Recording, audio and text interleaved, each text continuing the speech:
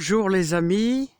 Alors en cette belle matinée, alors profitez-en là de bonne heure pour arroser un petit peu tous vos légumes. Je vous propose une petite vidéo. On est en lune montante, donc c'est le moment de semer et on est au 1er mai. Eh oui, on est au 1er mai et je voudrais simplement vous donner un petit récapitulatif de tout ce qu'on a fait ici à la maison. Alors comment ça va les amis? Comment ça va? Comment allez-vous? Comment ça va? Tout va bien? Ouais, c'est génial. C'est génial. Ouais, apparemment ça va. Bah tout va bien. Allez, je vous laisse tranquille. Et regardez tous les petits insectes, tous les petites limaces. Et les deux autres sont pas sortis. Bah alors ils ont du mal à se lever les deux autres là. Qu'est-ce qui se passe? Alors les amis, petit rappel. Vous vous rappelez, on a semé du persil à l'ancienne, comme faisait mon grand-père, mon beau-père, avec la fameuse toile de jute. Ou alors si vous n'avez pas de toile de jute, hein, rien qu'une vieille serpillière. Ah ouais, il y a des gens, ils mettent des vieilles serpillières et ça va super bien. Et c'est une très bonne idée d'ailleurs. Hein. Voilà qu'on met, une fois que vous avez semé, alors on est en lune montante, vous pouvez à nouveau semer du persil, comme de la salade, hein, comme des radis. Voilà, hein, et là, bon, allons-y. Alors, ça consiste en quoi une fois que vous avez semé à la volée, hein, surtout n'enterrez pas vos graines, hein, on met 1 millimètre, allez 2 millimètres maximum, soit de terreau, soit un peu de terre fine, voilà tout simplement. Hein. Et ensuite vous arrosez bien et vous mettez votre toile de jute dessus. Voilà, ça c'était le petit rappel. Ici ça va faire plus de 15 jours. Il y a des petits trucs qui se pointent. Mais c'est encore très très léger. Hein. Vous savez, il fait froid. Hein. Il fait vraiment réellement assez froid. Hein. J'ai même mis un petit peu de ciboulette. Alors je sais pas s'il va réussir à cadrer. Je vais mettre ma main, autrement il cadre pas. Voilà, il y a des petits trucs qui se pointent. Voilà, vous voyez. C'est encore faiblard, donc il faut laisser le temps. Vous savez, le persil. Le persil, il faut son temps. Hein.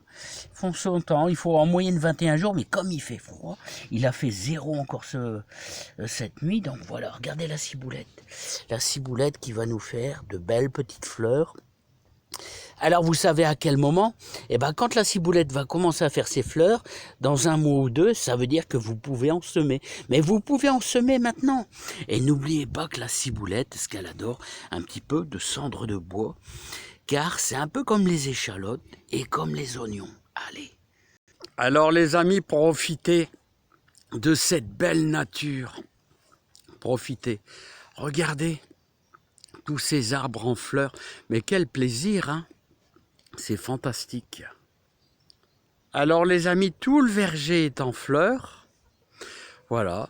Donc, alors, je suis toujours en train de réfléchir, vous savez, pour au niveau des poules et bien sûr plus tard des oies, pour pouvoir les faire gambader ici dans le verger. Hein.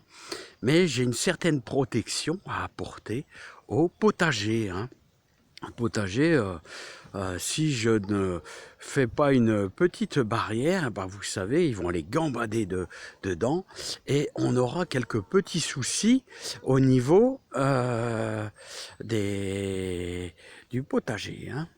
Voilà, alors on va faire un petit peu le tour, si vous voulez.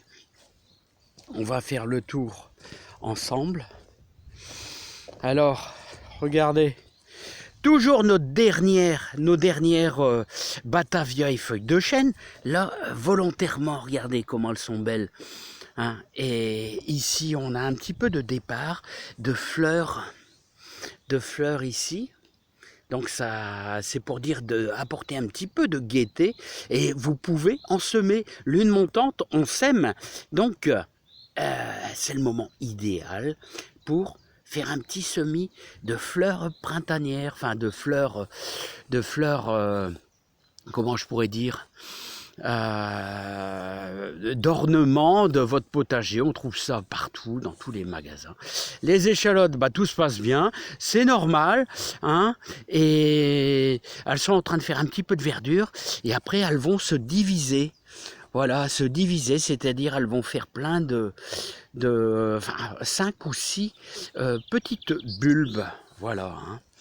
Les échalions, bah écoutez, les échalions, c'est le seul, on va dire, échec du potager. Voilà, donc bah, j'ai une idée. Vous savez, je vais certainement mettre 2 lignes d'haricots verts, parce que là, pour l'instant, il n'y a pas grand-chose qui vient, et je le sens pas, je sais pas, ça... Il y a des choses comme ça qui ne vont pas trop bien. Voilà, alors, ici, on a les mange-tout. Vous savez, qui grandissent un tout petit peu à la fois. Alors vous voyez, ils nous font des petites ramifications qui, quand ça va grossir, dès qu'ils vont trouver les barres, eh ben, ils vont s'agripper tout simplement. Et voilà, on n'aura plus qu'à récolter d'ici quelques semaines. Alors les poireaux, regardez, ils sont bien les poireaux. Hein. Alors moi, je vous invite, les poireaux, si vous avez un petit peu de jus de compost, eh bien vous n'hésitez pas à arroser carrément vos poireaux. Vous mélangez votre jus de compost, vous mélangez votre compost avec de l'eau, voilà, puis vous arrosez carrément sur les poireaux. Vous pouvez même ajouter un petit peu d'engrais organique, d'engrais lyophilisé, comme on dit là, bien mélangé. Vous le préparez la veille et vous arrosez un peu vos poireaux. Ça va donner un petit coup de fouet. C'est ce que j'ai fait moi, en mettant un petit peu d'or brun mélangé avec un jus de compost, tout simplement, pour donner un petit coup de fouet. Hein. Bah, les oignons, bah, ils vont bien. Alors les oignons, faut pas trop les arroser. Hein. Les oignons, ils aiment bien un petit peu un terrain sec, un petit peu comme les échalotes. Vous pouvez arroser un petit peu, mais il faut y aller mollo. Hein. Voilà, les radis, bah il fait froid, et donc les radis, n'oubliez pas qu'on avait semé des radis et aussi également des carottes. Bah, regardez, on les voit les petites carottes. C'est un peu dru, hein. Donc il va falloir les tirer un par un, enfin, ou 3 ou 4 à la fois, et en laisser une carotte tous les 5 cm. Autrement, on n'aura que des petites carottes, les amis. Hein. Voilà, et ben écoutez, si vous m'avez suivi, hein, il y a quelques semaines, peut-être 3 semaines, on avait semé notre grosse paresseuse, là, notre ligne, et celle qu'on avait semée il y a bien plus d'un mois et demi, là. Hein. Hein, voilà, bah regardez, les lignes sont faites. Donc là, c'est super. Hein. Là, je vais vous présenter les betteraves rouges. Regardez, les betteraves rouges. Là, bah regardez, elles sont pas mal. Hein. Hein, elles sont pas mal. Un peu drues. Alors là, c'est pareil. Ce qu'on pourra faire, elles sont encore un petit peu petites, c'est que je vais les déplanter un à un, c'est-à-dire celles qui sont trop serrées, un peu comme ici, là, ils sont à 3. Je vais délicatement en prendre une, que je vais mettre, par exemple, ici. Où, voilà, il faut laisser au moins l'idéal, ça serait une dizaine de centimètres. Hein. Voilà, comme là, regardez, là c'est beaucoup trop groupé. Là, ça va pas du tout. Il faudra en prendre quelques-unes et les repiquer ailleurs. Donc ça, c'est les betteraves rouges. Voilà, alors vous pouvez en ce moment semer les betteraves rouges. Hein. Lune montante, on sème, voilà, hein, betteraves rouges, vous pouvez même encore, bon il y a plus que temps, des poireaux, tout ça. Hein. Alors là encore un peu d'oignon, là, vous voyez, encore un petit peu d'oignon ici, à cet endroit ici, et ils sont un petit peu plus en retard, il y a toute une bande d'oignons. Là j'ai encore semé des carottes, alors... Je vais vous les faire voir. Bah là, on les voit bien. Voilà, regardez, ça, c'est des petites carottes. Voilà, il va falloir, encore une fois, laisser un espace de 5 cm à chaque carotte. Autrement, on aura un petit souci. Eh bien, ils vont pousser très mal. Ils vont vraiment rester très petites. Voilà, ils sont sur le voile de forçage. Alors, les amis, si vous n'avez pas encore semé, on a 3 lignes d'haricots verts ici. Alors, si vous n'avez pas encore semé d'haricots verts, eh bien vous pouvez semer des haricots verts sans problème et espacer tous les 15 jours. Si vous voulez en manger quasiment en permanence, tous les 15 jours, vous faites un semis d'haricots verts. Voilà, comme si vous revenez 3 ou 4 vidéos en arrière, vous verrez la méthode ancienne, comment semer les haricots verts. Hein. Donc là, vous pouvez y aller, on est au 1er mai, les haricots verts en extérieur, c'est à partir du 25 avril à la Saint-Marc, comme disait mon beau-père. À la Saint-Marc, on attaque le semis d'haricots verts. Ouais. En extérieur, hein. Voilà. Autrement, en serre, on peut commencer un petit peu plus tôt. Allez, on va faire un petit tour dans la serre. Bon, les amis, j'espère que c'est la dernière fois que je mets ces sacs plastiques. Hein. On a eu 1 degré. 1 degré, ça veut dire quoi? Ça veut dire que, bon, en réalité, il y a gelé un petit peu quand même. Hein. Voilà, hein. Donc, regardez, tout est bien protégé. Et ça, c'est pas mal. Ça, c'est vraiment super. Hein. Voilà. Donc, vous voyez, ça résiste bien dans la serre. Et j'avais mis tous les sacs plastiques, bien sûr, pour les tomates. Les tomates qui n'ont pas souffert du tout. Alors, les pommes de terre, je les ai même pas couverts. Je les couvre quasiment plus. Parce qu'elles prennent de la vigueur. Et je pense que les gelées ne vont pas mordre. Là, on est au 1er mai. Là, si la gelée pendant quasiment... il a gelé quasiment pendant une demi-heure à tout casser. Hein, ça mord plus vraiment très fort. Hein. Donc voilà les amis, donc ça trinque pas trop. Hein. Bah écoutez, tout va bien les amis. Regardez les boutures printanières de lavande. Alors là, ça c'est un petit test que j'ai fait et c'est super. Hein.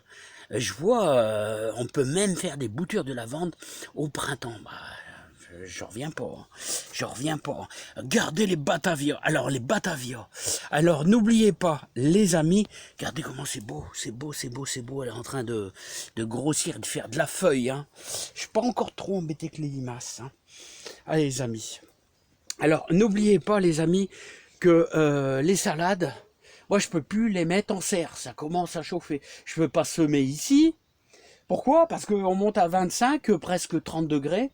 Et si je sème ici, au 1er mai, qu'est-ce qui va se passer? Eh ben, elles vont être petites comme ça, puis elles vont chercher tout de suite à faire des graines. Il fait trop chaud. Voilà, donc ça sera toujours en extérieur à partir de maintenant. Je dirais même au mois d'avril, je ne sème pas de la salade ici. C'est trop chaud. Hein. Voilà, par contre, on gagne du temps quand elles sont grosses comme ça. Mais quand elles sont grosses comme ça, les amis, ce qu'il faut penser, c'est à toujours les arroser. Il faut toujours les arroser. Si elle sent qu'elle a un petit phénomène de sécheresse, elle va chercher à faire de la graine. Elle va chercher.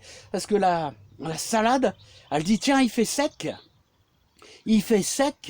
Pour elle, c'est l'été. Donc, allez, on fait de la graine, on monte. Au lieu de faire du feuillage, elle va monter.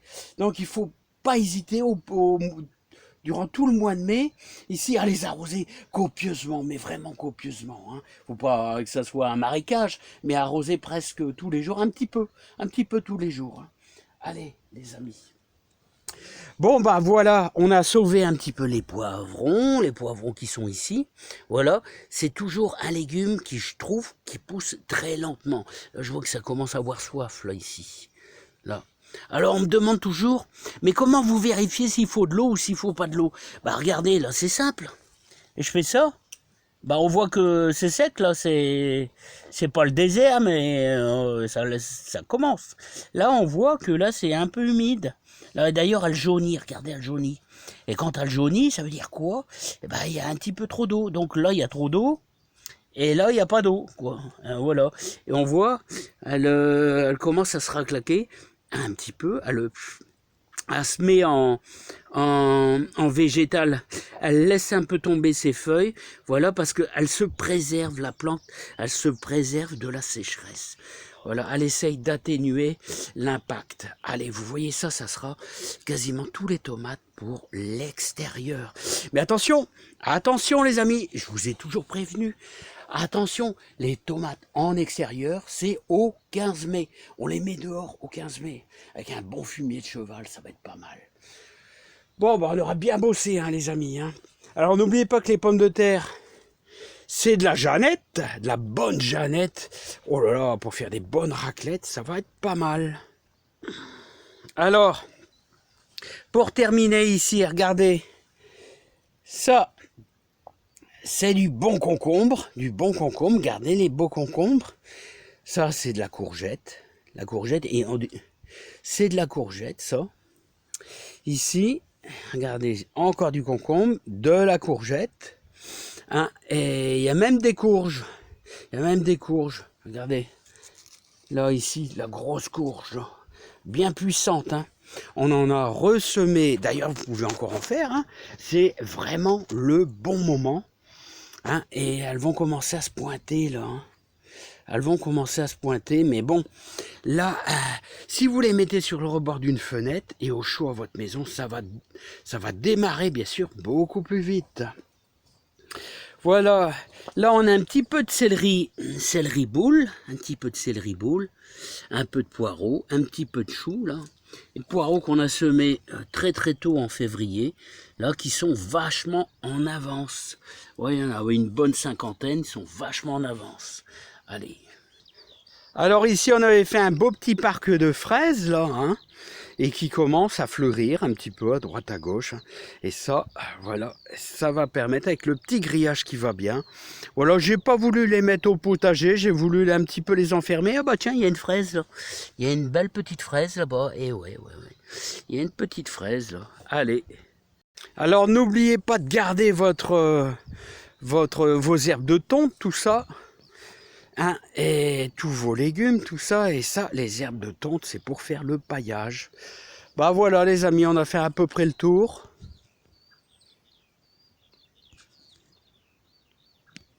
J'arrive pas à le couper.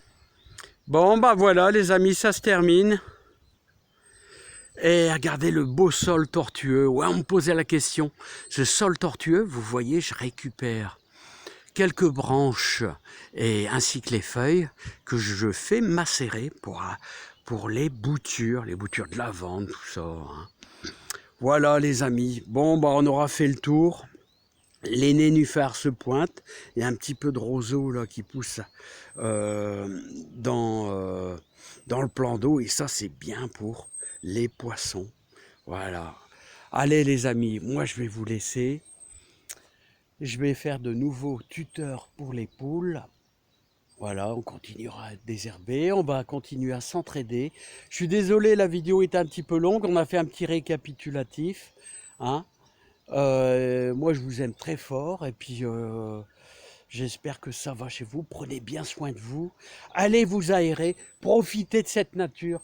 C'est fantastique, tout est en fleurs, c'est super bien. Allez faire un tour en vélo. Waouh, j'adore, moi, j'adore. Hein, les pommiers, tout c'est très très beau. Allez, je vous adore tous et je vous dis à bientôt avec plaisir. Allez, bye bye les amis, moi je reprends le boulot. Allez, bye bye.